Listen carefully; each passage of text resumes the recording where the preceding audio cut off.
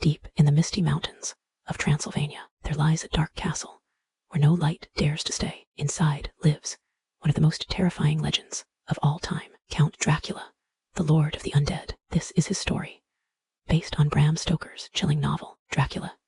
In the late 1800s, a young English lawyer named Jonathan Harker travels to Transylvania. His mission, to help a nobleman, Count Dracula, purchase property in London. As Jonathan journeys through the countryside, the locals warn him, do not go to Castle Dracula, but he laughs it off, thinking it's just superstition. When he finally arrives, a black carriage picks him up. The driver's eyes glow in the moonlight, and soon the great gates of Castle Dracula Creek open. Count Dracula welcomes Jonathan with strange politeness, tall, pale, with sharp features and eyes that seem to pierce the soul. Dracula never eats, never drinks, and only appears at night. At first, Jonathan thinks his host is simply eccentric, but soon he notices something horrifying. There are no servants in the castle, no one but him and the Count. One night, Jonathan explores the castle halls. He finds a locked door, opens it, and discovers coffins. Inside one lies Dracula himself, sleeping, pale as death, with blood dripping from his lips. Jonathan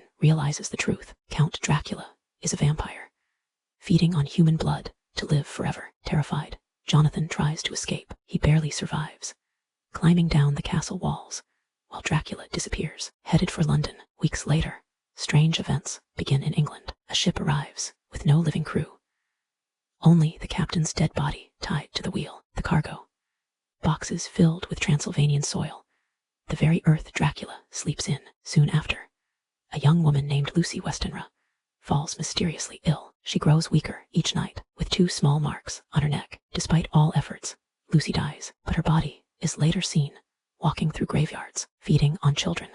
Lucy's friend Mina and her fiancé Jonathan join forces with the famous professor Van Helsing. Van Helsing reveals the unthinkable truth. We face not a man, but a monster. Together, they hunt Dracula across England, armed with stakes, holy water, and crucifixes. The Count flees back to Transylvania, but the group follows him through storms and darkness. At last, they find him in his castle, resting in his coffin. As the sun rises, Van Helsing and Jonathan drive a wooden stake through Dracula's heart. His body turns to dust, and the evil that haunted them for so long finally ends. But before he vanishes, Dracula's final words echo through the halls. The blood is the life, and it shall be mine forever. Dracula may be gone, but the legend lives on, in every shadow, in every cold breath at midnight, because somewhere out there, when the moon is full and the night grows silent, someone still whispers his name, Dracula.